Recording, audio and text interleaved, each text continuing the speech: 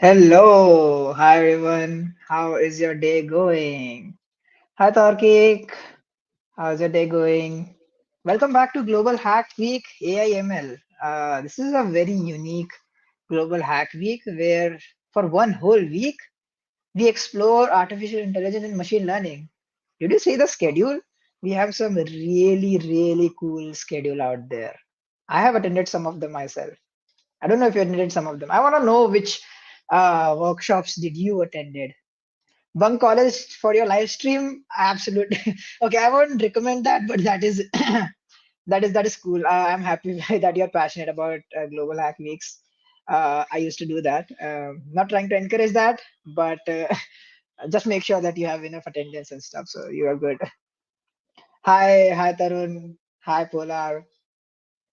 How do you get swags? Really good question. Well, make sure you check in for this event, and that will give you points. And at the end of the Global Hack Week, if you have really enough points, you will be able to get some special Global Hack Week swags. We have swags for everyone. Awesome. Hey, Yashwant, welcome back. Alrighty. So, this is a unique session right now because we are not exactly talking about machine learning. I mean, we're gonna be talking about this the whole week. And today, we want you to know that machine learning can also complement other domains of technology. Maybe you are not into machine learning. Maybe you're trying to shift or try something new. And we want to talk about something like how machine learning can actually help you in other domains, specifically DevOps for today. And I said we, that means I am not alone. I have a very special guest here today who has been through this journey and is truly inspiring. Uh, we will talk with them in this stream, ask questions, learn more about them, and how can machine learning complement DevOps. So, can we have drum rolls or can we have like party poppers in the chat? Because I would like to invite developer platform advocate at Solo IO, Rohit Gumare. Welcome, Rohit. How is your day going? Hello, hello. That was really nice introduction by the Ashwin. What I can expect the Awesome. moment. So it Thank you was so really much nice for day. taking the time. Yeah, Hmm. Yeah, go ahead. yeah. So it was really nice, like nice introduction, and it was really nice. It's early morning for me. Like Ashwin said, you have to woke up early, so I woke up early today. So other than that, if I want to introduce myself, it is simple. Like I'm platform advocate, I am developer advocate at Solo.io. My job, already. Like it is around various domains. I work with different teams and stuff. We don't want to go into that kind of a things today. Thanks for that, chair one. I just introduced it today. Another thing is talking about my journey through the all of the process we will talk about today. But here on the clip of introduction, it is simple. Like I moved from the ML to the DevOps by the ML ops. So we will discuss this key terminology one by one, like what is the ML and how one can get into the same and how one can transform efficiently, not just like transforming for the way of transforming. Other than that, what is MLOps and how it is helping the data scientists? What are the use cases? So let's talk more on the same. I don't want to take much time of the Ashwin. So yeah, Ashwin, you can take. Wow, Rohit, you have got lots of fans here. Like they already know everything about you. You got a new chair. You are an anime fan. Amazing, amazing. Wow. That that is crazy. Oh, someone has met you. Torkik has met you in person too. Awesome. I remember meeting Torkik. Yeah, nice. Uh, Nice. awesome. So, uh, like getting back on track, I wanna ask like I think the strongest impression that machine learning or any technology can have on you is how you are exposed to it. I think I was exposed to machine learning via hackathons. There was a, I guess, a theme that we have to build on, and we thought, hey, this thing is trending, and let's try it out. Slightly overwhelming, lots of math, neural networks and stuff I had to learn, but it was pretty fun. So how how were you exposed to machine learning technology, like when you were like new? Yeah, so if you are not from the like top colleges and kind of thing, then you are for sure going to be introduced to the ML in your college. Why? Because in your final year project, submit any project you want, submit any project. They will accept only the project which is in the ML and AI background. Other than that, they will only accept the project which is for the social cause. So these are the two parameters focused because ML and AI is trendiest technology, I would say, because where you can integrate it with different technologies and also solve the use cases so beautifully, and it comes with the various nice products like a chat GPT. So you know like how awesome it is.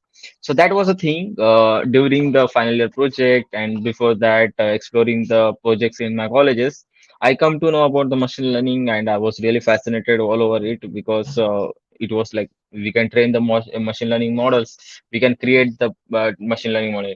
First, you will not make machine learning models directly, right? You will use the pre-trained models to do the fancy things like yeah, I created that face recognition system today. Then I identified the cars on the background in some video, and then it is like it is detecting the images of the cars, and it will show you of object detection model. So these are the pre-trained models already created. When we use that, we get fascinated over it, and after that, we think like, yeah, now I am a machine learning engineer. But it is not like that.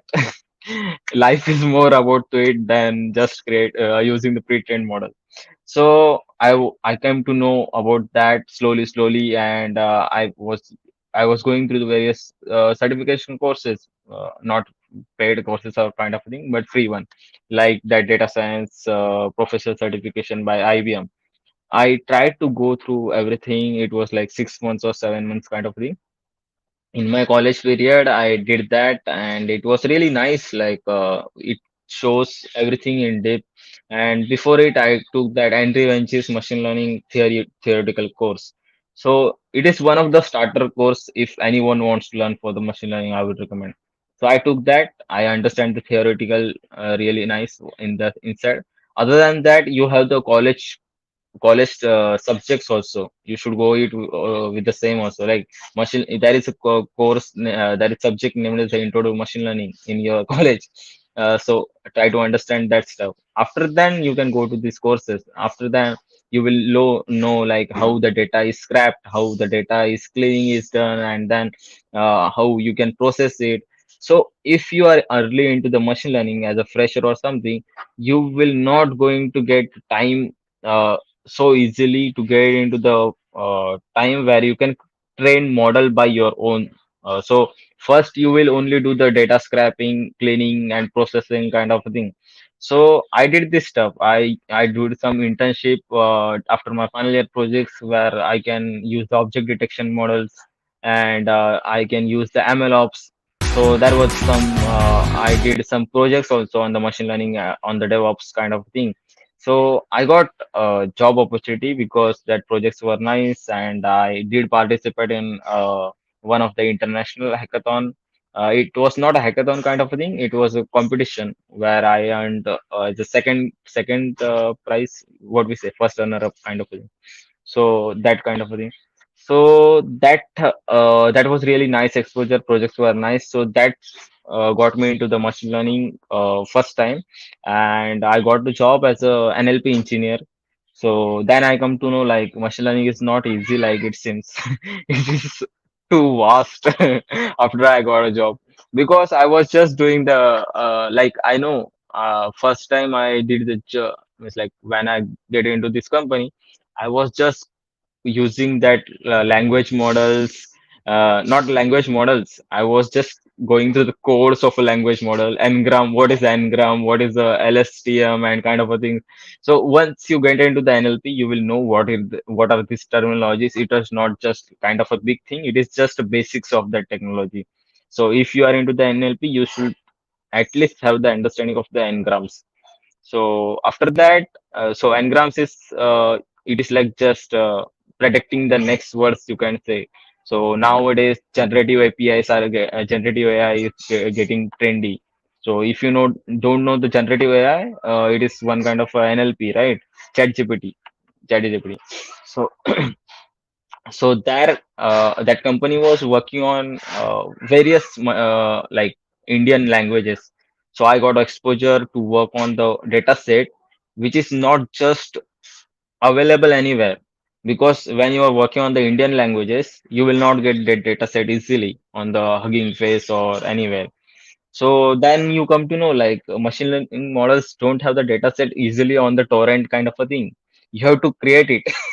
So when we have to create it, that matra, that kana, that various things on the machine learning models data set, then it was really hectic, and I come to know like there is lot of manual work, and we have to it's like go through entire process daily. Same thing, we are doing the same thing daily. After that, sometime you will get the opportunity to create the APIs and then use that data to go on the machine learning models. So I think till this thing I can answer. I have answered your question. Then after that, there will be the next journey I can extend to. So yeah. Yeah, that's a really cool journey. Looks like you had a lot of ups and downs in this. I can totally relate to that. I started out with a bad impression on machine learning, like, okay, that's a lot of math via my classes. And when I implemented in on my hackathon and in my project, like that is so cool. I can like trigger functions with my gestures in my hand, and that's what I want to do. Like, okay, maths is cool and all that is super cool, cool, cool. I would love to do more, but a real world use case that is like super cool. So there is a reference. Like, can you name that course again which you took, the machine learning Uh, course? it is just you can search in the your Google browser of Google search engine. So there you just have to type data science professional certification by IBM. It is available on Coursera. And if you want to know like how to get the Coursera courses for free, there is a financial aid. You can directly search. You will get my blog also. It is directly first. It will be available as first on your Google search engine. So don't worry about that. I have dropped the link too.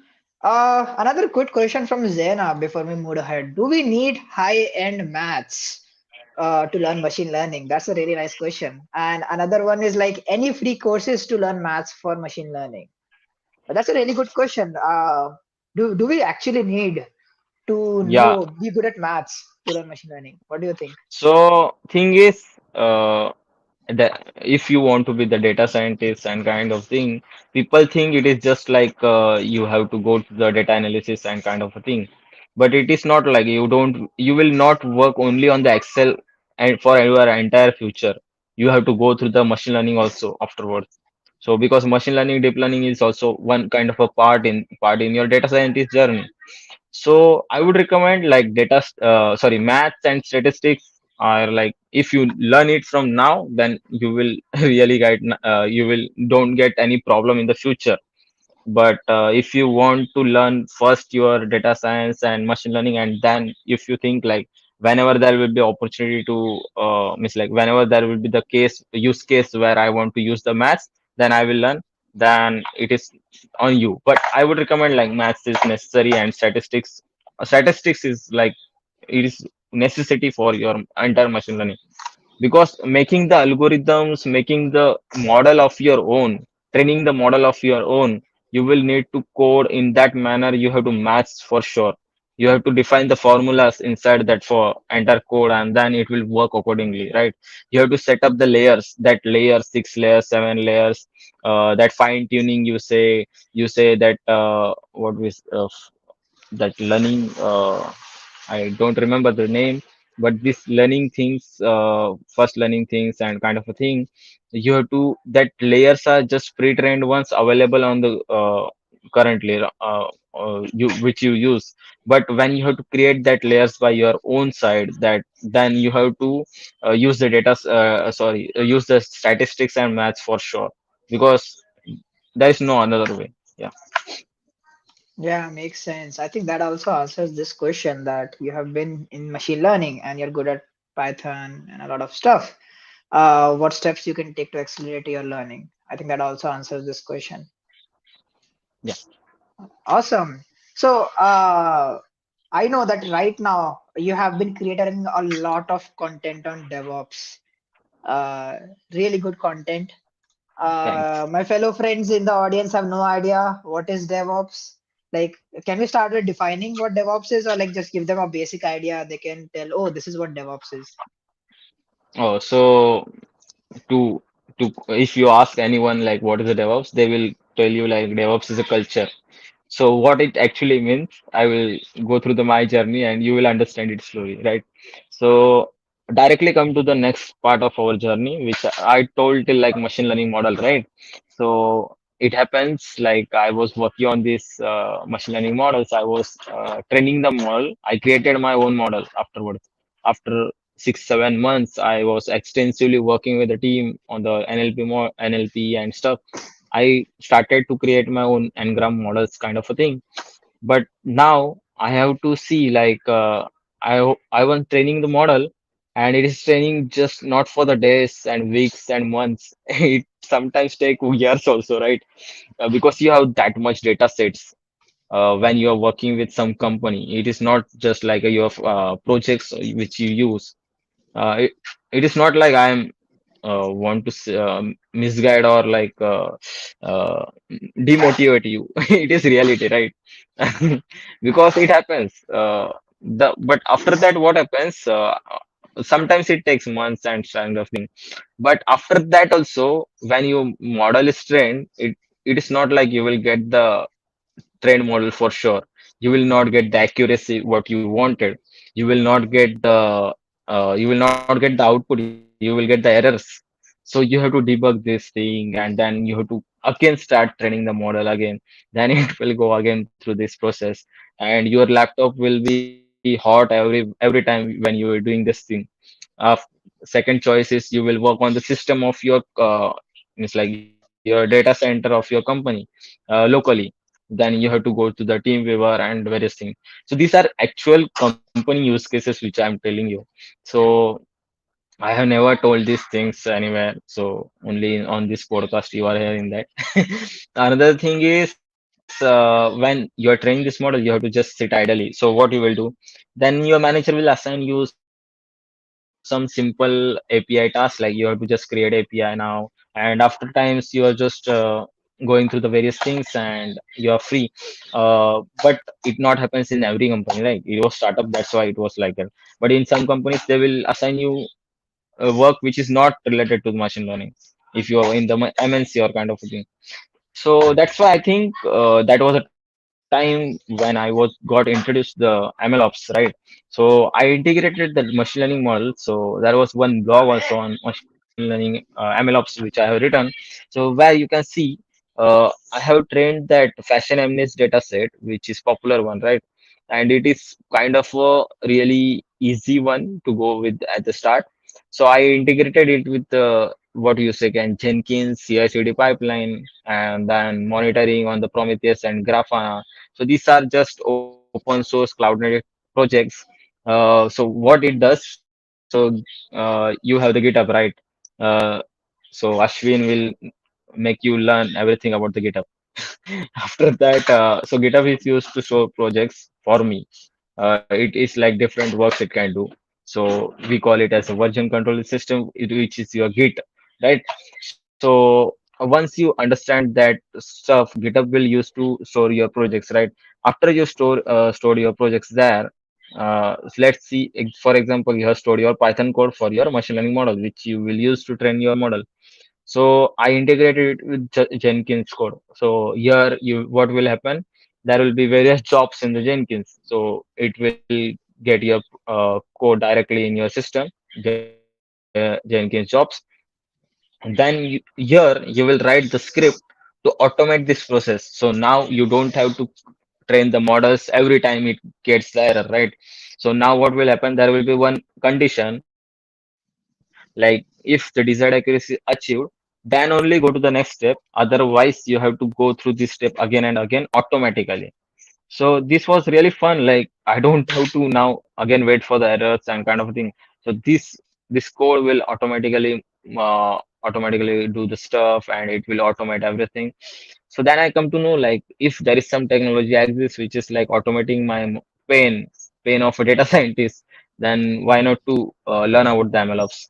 So then I understood like MLOps is also not easy. It is like you have to learn about the how you can work in the production of a machine learning models, how you can automate these machine learning models, then how you can automate the monitoring of the machine learning models. Because when your machine learning models are out there, right? Like ChatGPT is out there, right? But what happens if you will see that there is a downtime, like no one can access that website for now. So that times, as you can see, there was a huge low work, huge people were accessing the website on the same time. It is called as a, like that time you have to monitor this stuff. There will be teams sitting behind who will monitoring these things time to time. So software development lifecycle in your software development lifecycle, there is one essential key part is your monitoring the pipelines. So similarly, in the machine learning model, there is a monitoring of a machine learning model. So that's how it is was everything was there, and I understood like yeah, there is some technology exists which can automate my pain. So let's learn about the same. So then I come to know about the DevOps, and it was like you can automate everything, and it is like entire structure from like getting your product, your development ready to getting into production, and then after production you have to monitor also. Means like when it is in production, you have to keep an eye on your product which is available outside. So entire thing you are so DevOps is entire thing of that. So hope I understand. I try to understand to you in the few simple examples and simple thing. If you still not understand, you can ask in the Q&A, or if you have any doubts on the same, then we can proceed further. Yeah, I think I heard this very pretty example of DevOps is that we use it and we don't know it. Like it's that part of tech where you don't know you're using it. I think popular example is like I want to host my website or my project on Netlify or Right. Vercel, and I just add the link and just deploy it, and it automatically does that. That part which is done automatically without my interference is like what called as DevOps. GitHub Actions is DevOps. Right. And if I create a pull request, how does GitHub know that I have merge conflicts or some checks that I'm missing? How is that even happening automatically? That is DevOps. So that really helped me understand. Oh, I use DevOps. I just did not know it's called DevOps. Hmm. So if you are familiar to the terms called as a build, train, run, checks, if you heard these terms anywhere, then you must have aware of the DevOps. Similar to cloud, we use it, but we don't know it. Nice. Yeah, that's true. So, I've been hearing this term a lot when DevOps and machine learning are like come together, and you were also talking about this. Like, what you just talked about, is it like MLOps and like how MLOps is different from DevOps? Yeah, as I told, like it is like MLOps is completely different, I would suggest, because MLOps is more inclined towards the machine learning than the DevOps. Because if you know the MLOps, it is like machine learning on DevOps, not machine learning with DevOps. It is machine learning on DevOps. So 60% or 70% of work is machine learning engineer, data scientist work, and then DevOps is just learned by the machine learning data scientists to automate their stuff, to monitor their stuff. So it is not like you are DevOps engineer if you are the MLOps working on the MLOps project. And it is also not like that if you are DevOps guy, then you can't understand the MLOps. So it is like slowly you will understand. But talking about the MLOps, it is like machine learning on DevOps.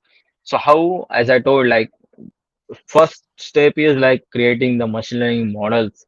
So writing that algorithm, learning about the statistics, maths, creating that model from the scratch, it is not easy.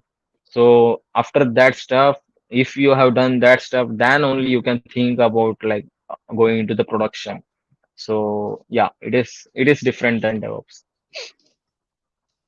Interesting. That is really interesting. So it's like you need to know a bit, you need to be familiar with DevOps, and then you can be more comfortable with MLOps because it's like a superset of it.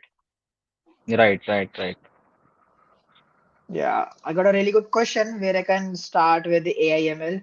Great question, Rais. I would recommend like this is the right place. You are right here in this stream.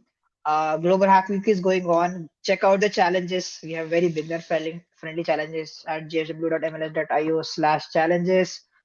Uh, we have a Discord. You can go and ask there. And Rohit, what would you do if you like if I tell you like you could start over again? Where would you start your Hmm, journey with machine learning here? nice. So one thing I never heard in my days back, which is was the open source. So I would like, recommend everyone to go and learn about the open source first, like how you can contribute into the same. And one thing you can do from the first year also, which is like when you are learning these things, when you are learning any technology, learn it practically for sure. And once you learn it practically, document your journey somewhere. It can be posts, it can be tweets, it can be blogs, anywhere. So it is like learn by doing and learn in public. If you do this thing regularly from your starting of the career, means first year, second year, anywhere, then you will get the results in some year for sure, for sure. And it is not like only small opportunities kind of thing. You will get really nice opportunities. Like I'm at Solo, Ashwin is at GitHub. We did the same. Means I was late in the journey, but Ashwin is doing. He's just a college school student, right? So college student, right? So he's still doing that stuff. So it is not like yeah. There are two examples. One is working professional. One is like student, and still he is like in the GitHub. Everyone has a dream of that, like right. So let's go with the same. And like I would recommend learn by doing and learn in public and learn about the open source. And if you want to learn about the MLOps, if you want to learn about the same, you can go and check it out my Twitter channel for sure, Twitter profile for sure. But if you want to not, if you don't want to go, and I will recommend some resources to you, then madewithml.com is one of the website where you can search entire path is there by the Goku Mohan Das. He has like created entire thing like how you can start with the ML and how you can go to the MLOps, like learning the Q flow, learning the other things like ML flow. There are various tools, open source projects we say. So you can contribute to these open source projects also. And if you are contributing to the MLOps projects from the student when you are student, then for sure there will be some people who are seeing these contributions and they will see like why to hire some people who don't know the MLOps, who don't have the knowledge about this open source projects, and so they will hire the person who already has that experience, right? So it's like if I was the hiring manager, technical person of the technical hiring manager, we will say, because there is not only the your HR, right? There is technical person who does the everything. If you are into the tech background, so if there is one person who is already doing these open source things and he know these projects really well, and if there is second person who gone through the another process like resume and different stuff, I would definitely hire this person because it is like he knows everything which I want to use in my company. My use case is learning on the Qflow integration with the AWS. So if there is some person who don't know about the Qflow anything, then I have to teach him from the scratch, right? What is the Qflow? How you can integrate the AWS and kind of thing. So when I learned the Qflow during my days, there was no documentation for the Kubeflow with AWS. So slowly, people created on the same. How? By the contributing to the open source. So open source helps to the environment also on the ecosystem also. So if you are doing this stuff in the future, someone will be there who will say like who you can say for sure like yeah I created this documentation kind of a thing. So it will be greater reward than anything you will get to show and your home like that badges and kind of a thing. Sorry for going deep into the same. No, those are really gem. I think those are like absolutely amazing. Especially love the resources that you have shared. Highly recommend follow Rohit. Rohit maintains newsletter. I've seen great blogs written out of it. Even though I'm not into MLOps, I really enjoy reading those. But yeah, I totally agree that previously there was not as many documentation available that it is right now. And for folks who are new to open source, you don't know what is open source exactly. Open source is a concept where we believe in community contribution. So knowledge is free for everyone. The source code is open for everyone to contribute and learn from. Imagine how cool it is that you are using TensorFlow. And if I tell you that you can contribute to TensorFlow, like you can add a feature or fix a bug inside TensorFlow, that is like a huge achievement. And that is what open source stands for. And that is what a lot of programs aim to do that. A really good question in the chat. GitHub is the only platform for open source? No. GitHub is a platform which hosts open source code that is visible to public. There are other platforms like GitLab, Bitbucket, uh, quite a lot of platforms. GitHub is a popular one, but that is not the only platform where popular open source code is hosted. If you use Audacity, I'm pretty sure Audacity has their source code in GitLab. So there are a lot of popular tools out there which use other platforms to host open source code. Really good Also, question there. if you are like, yeah, if you are also like, if you are not into just contributing for the course only, if you are into the creating the logos, if you are creating the designs, if you are interested into creating the documentation, it is not just available on the GitHub, right? There will be some companies like, I guess there is some company like Rancher or some other company, don't quote me on this. But that company has the documentation on different another platform. I don't know that platform also, but it is just like you have to edit that documentation on the flow, and you have that option available to contribute. Then it will go to the reviewers, and they, if that approves, then you will get that documentation on their website directly, and you can show it to anywhere as a plugin if you want. So it is not just like GitHub only. There is like GitHub is only source for the open source contribution. You can contribute anywhere you want. And how to get this knowledge on these things? Join the communities available everywhere. Join the over means like not just Indian communities. All over the world there are different communities. And specifically, if you are targeting some company, I would recommend go through that company and see if that company has their own community. If you have that community, directly contribute on the same. Start contributing, start asking the doubts, start solving the doubts once you understand their products and kind of thing. Open source projects, focus on the open source project. Not you don't want to like don't want to butter that company, right? You go on the learning on the open source projects and contribute to the same only, not like telling them like I understand your products and I am learning it from scratch kind of a thing. Because on the long go it will be not helpful for you. You will crack that company, but in the long go it will not help you. So go with the open source projects, I would recommend. And every company mostly in the cloud native space and another space, they are mostly working on the open source projects now. So try to gain the exposure on this. Yeah, true. Open source communities are really helpful. I totally second that. That's a really good statement. Okay, this is a very popular question, slightly off topic, but we can answer that. How to get started with open source? Any guidance on that? Would you like to answer that, Rohit? Yeah, yeah. There are different resources available. So one of the popular resource everyone knows, like Kunal. Kunal has their own video on the GitHub open source project, like how to start on the Git at GitHub. I have never seen that video, but I have seen like everyone in the community space knows about that video. Second thing, there is Eddie Hub by the Eddie. I don't know how to spell his surname, Jaude, but it is like he has the EdiHub community, which is entirely focused on the open source.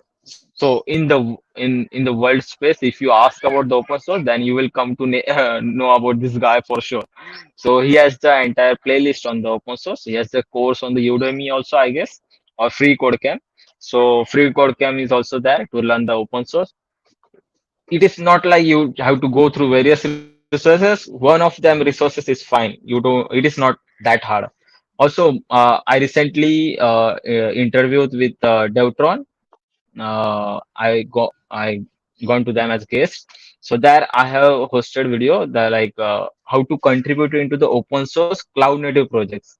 So if you are into the cloud native projects, you will get to some kind of understanding there. So there are various resources available. You just have to search. You just have to search. Yeah, I think I can sum it up with Ashwin would, first. yeah, Yeah, I can sum it up. Great points there. I can sum it up for Bailey is like, first learn a technology, learn about version control. That is Git and GitHub. Kunal has a great video. There are a lot of good videos out there. Or I prefer documentation. You can go ahead with documentation.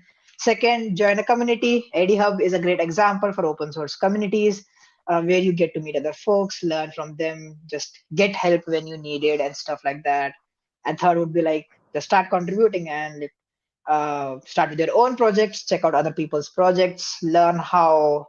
I think I learned the best from like successful contributions. So I just go and check out the closed pull requests, closed issues, and see how did they succeed, what was the conversation, and how did they approach someone to make a successful contribution. So I don't see the open issues or the open things that are like available for me to contribute, because that can be difficult to understand. So maybe start with the completed ones, and then build your way. Where do you like?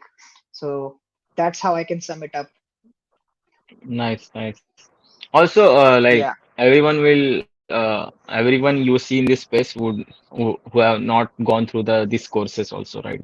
They have started exploring this thing and they come to know about come to know about it slowly, slowly, like going to these repos and understanding the good first issues. So if you check in the Hacktoberfest, everyone goes to the good first issues and they go contribute everywhere. So try to understand what is the good first issues, what are the other issues, and if you don't want to go through the issues also, as Ashwin recommended, go through directly their projects, and if you see anywhere you can contribute, just understand how to do the commit, add the repo, and push and pull of kind of things. So you are done with the open source contribution. Yeah, that's truly great advice. Highly appreciate that. I don't think, Kastub, I am hearing everything fine. Just maybe refresh your Twitch page once. Um, so yeah, I mean, so let's we are almost near the end, about time. So is there like some advice, some closing advice you would like to give newbies or folks who are thinking of a career change or a domain change, from ML to some DevOps, or maybe from DevOps to ML, or vice versa? Any advice you would like to give to our audience here? So how I learned about the DevOps, it is like I integrated the machine learning with the DevOps. So if you are confused with the technologies, like there are people learning about the web development, there are people learning about the full stack development, there are people learning about the machine learning, some are learning about the DevOps cloud, then it is like everything is there and it is like what to it. So it is like then you have to do the simple thing. Don't get confused. Try to integrate these technologies. So if you are web developer, try to integrate DevOps will means like integrating DevOps will be easier for you. Integrate that stuff and see how what part of this development you like. If you like the development, go with the web development. If you like the deployment kind of a thing, and if you see like DevOps projects like while doing the DevOps, that these projects, cloud native projects, I enjoyed it. Then go to the same. But it is not like you have to directly jump to the learning about the containers and Kubernetes. I would recommend go step by step. See what other people did and go with the same. Another thing is similarly, if you want to go the machine learning, similarly, I just integrated the machine learning with DevOps. You can integrate it with different technologies if you want. So on the machine learning side also, there is a machine learning serving the models we do, like serving the models we do. So there also we can integrate different things. Also, you can you can create the machine learning model as a API and then use this API to the web development in your full stack development projects. So then you will understand like, yeah, I like the part of the full stack, not the machine learning, or I like the part of the machine learning, not the full stack. So means my advice is like that only. I don't know about others, but yeah, it is kind of a hard way, but you will surely get what you want to learn in the long term. Because I think if you love what you do, then it will be better than anything. That you don't want to earn, or it is not. It is in the long term. It is never about the money. You should like the work what you are doing today. So that you do, then it is fine. Like you can do anything. So that was the only take. And another thing is, as I told from the start, like learn by doing and learn in public is essential. If you do that thing, then you can achieve the heights for sure. Yeah, that is amazing advice. I totally second that. I think that's a really good one for someone who is starting out with tech.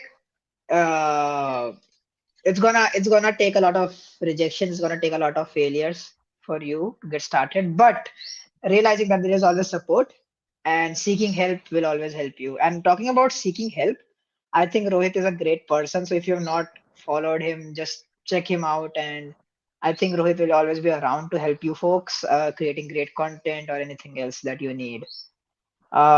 We are near time. I see some questions, but I think I can take them in the next stream for sure. Awesome, Rohit. Thank you so much for joining us today. I am Sure, so sure. glad for sparing your time. Hope to see you again. And I think the audience loved it. Uh, yeah, that is near the end. And thank you so much for joining. Thank you for inviting me, and you are really amazing host. Other than that, follow the Ashwin everywhere. Like he is doing awesome work. Like many students are like getting inspired from him. Like he is the only some of the guy in the entire world who is a Twilio champion, I guess.